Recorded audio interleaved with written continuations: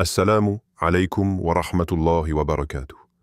Que la paix, la miséricorde et les bénédictions d'Allah soient sur toi. Puisse ton cœur être apaisé, ta foi renforcée, et ta langue toujours occupée à invoquer le nom d'Allah. Il y a des moments où les mots se brisent avant même d'atteindre nos lèvres. Des instants où l'on s'agenouille, non pas parce qu'on espère encore, mais parce qu'on ne sait plus quoi faire d'autre. Les mains se lèvent, les yeux se ferment, et dans le silence de la nuit, une seule question demeure. Est-ce qu'Allah m'entend encore? Et pourtant, ce silence si lourd n'est pas un rejet. Il est une invitation à revenir, non pas avec la langue, mais avec le cœur. Parce que les mots peuvent mentir, mais pas les battements de ton âme. Chaque larme que tu verses, chaque soupir que tu retiens, Allah les entend. Rien ne lui échappe, même ton silence a une voix que seul lui comprend, et il connaît ce que cachent les poitrines. Sourate At-Taghabun, verset 4. Parfois, Allah se tait non pas pour t'ignorer, mais pour t'enseigner comment l'écouter. Parce que ce n'est pas toujours ta voix qui doit se faire entendre, c'est ton cœur qui doit apprendre à reconnaître la sienne. Ferme les yeux un instant. Souviens-toi de ces moments où tu étais seul, perdu, fatigué. Et pourtant, une paix subtile t'a effleuré, sans raison apparente. Ce n'était pas le hasard, c'était un signe.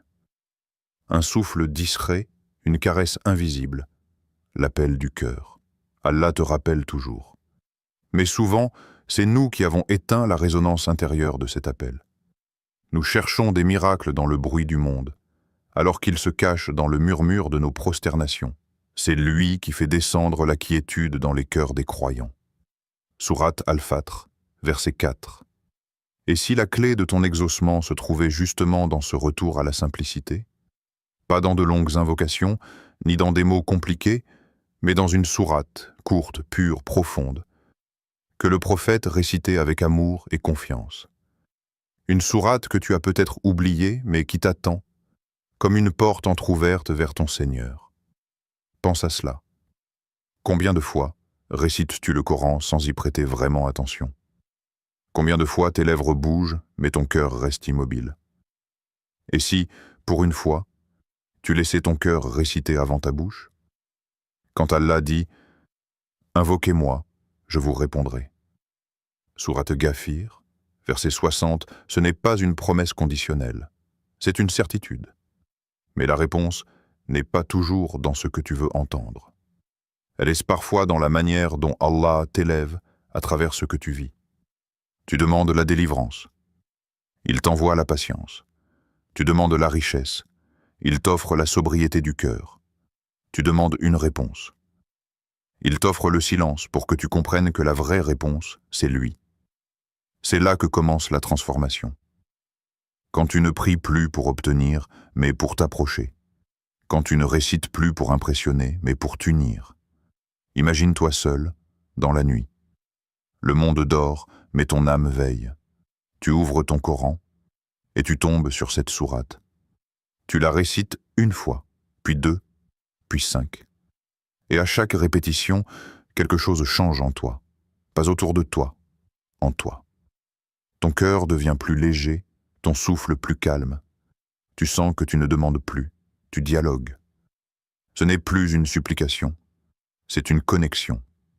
Et là, tu comprends que ce que tu cherchais depuis tout ce temps, ce n'était pas que tes souhaits soient exaucés, mais que ton cœur retrouve son chemin vers Allah. Et quand mes serviteurs t'interrogent sur moi, alors je suis tout proche. Je réponds à l'appel de celui qui m'invoque quand il m'invoque. Sourate Al-Baqarah, verset 186. Cette proximité, tu ne la trouveras pas dans les mots récités sans vie, mais dans la sincérité du souffle que tu offres à ton Seigneur. Car Allah n'écoute pas seulement les paroles. Il écoute le tremblement de ta voix, la sincérité de ton soupir, et la fragilité de ton cœur quand tu dis « Ya Allah, j'ai besoin de toi ». Et si ce besoin, justement, était le plus grand don qu'il t'ait fait? Parce qu'il t'oblige à revenir, encore et encore, à lui. Et dans chaque retour, il te guérit un peu plus. Peut-être que cette sourate n'est pas un simple verset à réciter, mais un refuge que ton âme cherche depuis toujours. Un rappel que la foi ne se mesure pas à la fréquence de tes prières, mais à la sincérité avec laquelle tu dis « Je ne peux rien sans toi ». Alors écoute cet appel, pas celui du monde, celui de ton cœur, celui qu'Allah réveille doucement, à travers chaque silence, chaque larme, chaque prosternation, et répète cette sourate, pas pour être entendu, mais pour entendre, enfin, la voix du divin en toi. L'histoire du jeune homme et la sourate de la confiance, c'était un soir sans lune. Le vent soufflait doucement sur les ruelles d'un vieux village, et au loin, on pouvait entendre l'appel à la prière se mêler au murmure du vent. Un jeune homme marchait lentement, les épaules lourdes, le regard perdu dans le vide. Ses pas le menaient sans qu'il sache vraiment où aller, jusqu'à ce qu'il s'arrête devant une petite mosquée. La lumière vacillante d'une lampe à huile filtrait par la porte entr'ouverte. À l'intérieur, un vieil homme lisait le Coran d'une voix basse, presque murmurée. Le jeune entra, posa ses chaussures et resta un moment debout, incapable de parler. Le savant leva les yeux et dit doucement « Assalamu alaykoum, mon fils. Pourquoi ton cœur semble-t-il si lourd ?» Le jeune homme s'assit lentement et murmura « Cher, j'ai tout perdu. Mon commerce s'est effondré, mes amis m'ont tourné le dos et même ma famille ne me reconnaît plus. Je prie, je pleure, mais rien ne change. J'ai l'impression qu'Allah m'a oublié. » Le vieil homme ferma doucement son livre, posa sa main sur son cœur et dit « Allah n'oublie jamais, mon fils. C'est souvent nous qui nous éloignons de sa miséricorde, sans même nous en rendre compte. Dis-moi, quand tu pries, que ressens-tu » Le jeune baissa les yeux. « Je ressens le vide, comme si mes mots n'atteignaient plus le ciel. » Le savant sourit doucement. « Alors il est temps que tu pries avec ton cœur, pas seulement avec ta langue. Récite la sourate Al-Ikhlas, 5 fois par jour. Pas mécaniquement, fais-en un refuge.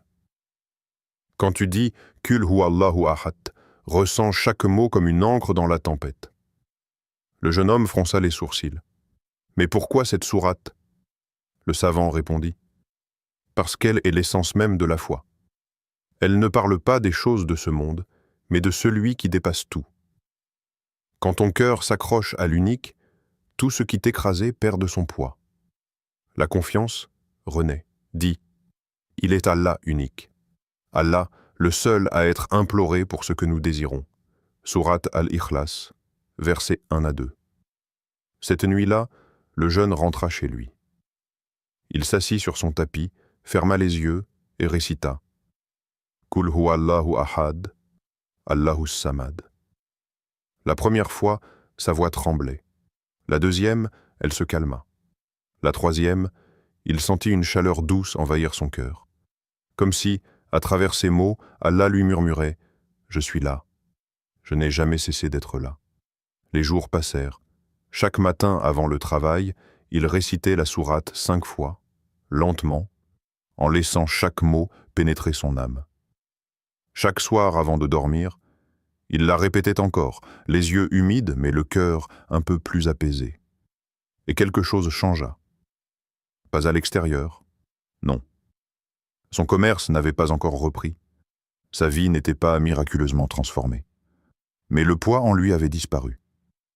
L'angoisse s'effaçait. L'espérance renaissait. Un jour, alors qu'il priait, il se surprit à sourire. Pour la première fois depuis longtemps, il sentait la paix. Une paix qu'aucune richesse ne pouvait acheter. C'est en invoquant Allah que les cœurs trouvent la quiétude. Sourate Ar-Ra'd, verset 28. Quelques semaines plus tard, il retourna voir le savant. Le vieil homme priait seul dans la mosquée.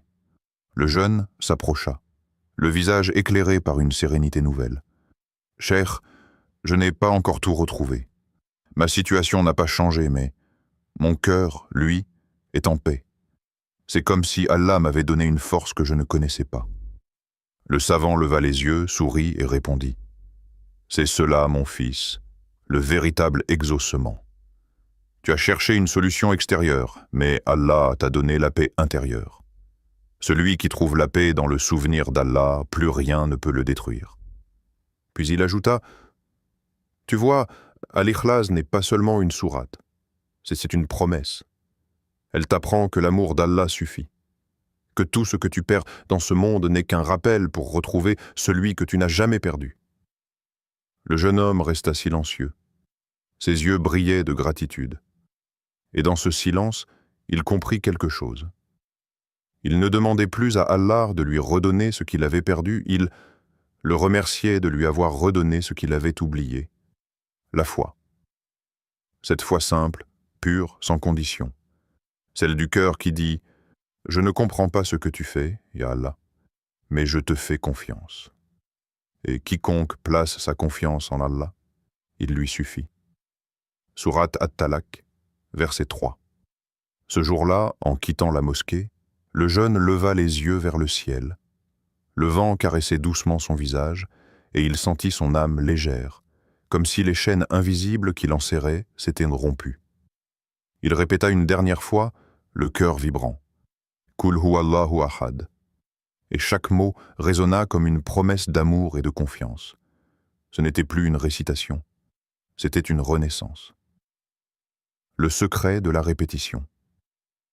Pourquoi répéter une sourate 5 fois par jour? La réponse n'est pas dans la logique, mais dans l'amour, car dans l'amour, on répète sans se lasser. Celui qui aime vraiment Allah ne cherche pas la nouveauté, mais la proximité. La répétition, dans la foi, n'est pas une habitude vide. C'est un battement du cœur qui répond à l'appel du divin. Chaque fois que tu récites, ce n'est pas un acte identique au précédent. C'est un pas de plus vers lui. Les mots sont les mêmes, mais ton âme, elle, n'est plus la même. Ceux qui ont cru et dont les cœurs se tranquillisent à l'évocation d'Allah, n'est-ce point par l'évocation d'Allah que se tranquillisent les cœurs? Sourate Ar-Ra'd, verset 28. Chaque répétition, c'est une brèche dans le voile de l'insouciance, une ouverture dans les murs que ton âme a érigés entre elle et son Seigneur. Tu crois répéter, mais en vérité, tu nettoies. Tu polis ton cœur jusqu'à ce qu'il reflète à nouveau la lumière d'Allah. Ferme les yeux. Imagine ton cœur comme un miroir. Chaque jour, la poussière des distractions, des inquiétudes et des fautes s'y dépose. Mais chaque récitation est comme une main douce qui essuie cette poussière. Et plus tu récites, plus la clarté revient. Alors, un jour, ton cœur devient si pur que tu n'as plus besoin de chercher Allah. Tu le ressens en toi. C'est pour cela que la répétition existe. Non pour ennuyer ton esprit, mais pour guérir ton âme. Combien de fois répètes-tu tes peurs? Combien de fois laisses-tu ton esprit redire les mêmes phrases d'angoisse? Et si je n'y arrive pas? Et si je perds tout? Et si Allah ne m'exauce pas? Tu le fais sans t'en rendre compte. Mais que se passerait-il si, à la place de ces peurs, tu répétais la parole d'Allah? Et si tes doutes devenaient des dhikrs? Et si ton anxiété devenait prière? Alors ton âme changerait de langage. Elle cesserait de murmurer la peur pour apprendre à chanter la foi. Et rappelle-toi ton Seigneur en toi, humblement et avec crainte, sans élever la voix, matin et soir, et ne sois pas parmi les insouciants. Sourate Al-Araf, verset 205. Répéter, c'est aussi reconnaître que tu as besoin de sa présence, besoin de sa lumière, besoin de son amour, c'est dire à Allah. Je reviens encore, même si je l'ai déjà dit hier, car sans toi je suis vide. Et sais-tu pourquoi Allah aime la constance? Parce que la constance, c'est le langage de la sincérité. Une invocation dite une seule fois peut être un élan, mais une invocation répétée chaque jour, c'est une preuve d'amour. Le plus aimé des actes auprès d'Allah est celui qui est constant, même s'il est petit, rapporté par Al-Bukhari. Celui qui répète par amour ne s'ennuie pas, il se transforme. Car la répétition est le secret des âmes patientes. Regarde la nature. Le soleil se lève chaque jour, identique en apparence, et pourtant, il n'y a pas deux levées de soleil semblables. Les vagues frappent sans cesse le rivage, et pourtant chaque écume est nouvelle. Ainsi est la répétition dans la foi. Familière en surface, infinie en profondeur. Lorsque tu récites une sourate 5 fois par jour, tu ne fais pas une action mécanique. Tu entres dans le rythme de la création elle-même. Tu te relis au souffle du monde, au battement du temps, à ce flux éternel où tout revient vers Allah. Alors répète, non pour compter, mais pour te fondre. Répète jusqu'à ce que tes mots cessent d'être des mots et deviennent une mélodie qui vient du cœur. Essaye, un jour, de réciter sans précipitation. Ferme les yeux, dis lentement « Kul huwallahu ahad » Allahu samad, ne te presse pas. Laisse chaque syllabe t'imprégner. Sens le calme qui descend sur toi. C'est ton âme qui respire enfin. Car celui qui fait de la parole d'Allah son souffle ne connaîtra jamais l'asphyxie du désespoir. Le monde peut se resserrer autour de lui, mais en lui, il y a un espace infini. Le souvenir d'Allah. Ô vous qui avez cru! Évoquez Allah d'une façon abondante et glorifiez le matin et soir. Sourate Al-Ahzab, versets 41 à 42. Chaque répétition est un pont invisible entre toi et ton Créateur. Plus tu récites, plus le pont devient solide, jusqu'à ce que même dans tes moments de chute, tu ne tombes jamais complètement. Car tu es encore attaché par la corde du dhikr. Et un jour, tu comprendras que tu ne répètes pas la sourate. C'est elle qui te répète. C'est elle qui te rappelle à ton essence, comme si Allah, à travers elle, disait « Reviens à moi, encore, encore et encore ». Et dans ce retour constant, ton cœur s'affine. Il devient comme une flamme. Plus tu l'alimentes, plus elle éclaire. Et si tu l'oublies, elle s'éteint lentement. Voilà le secret de la répétition.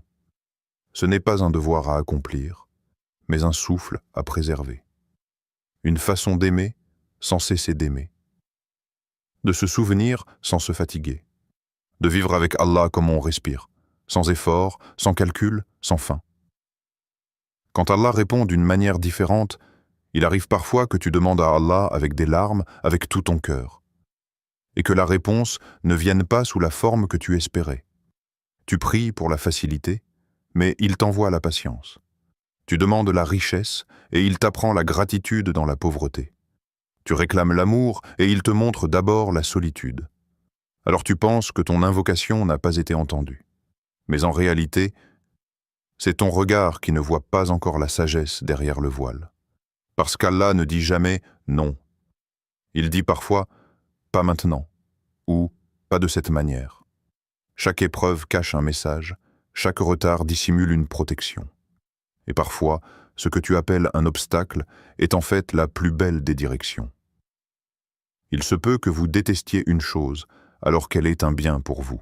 Sourate Al-Baqarah, verset 216. Imaginez un voyageur perdu dans le désert.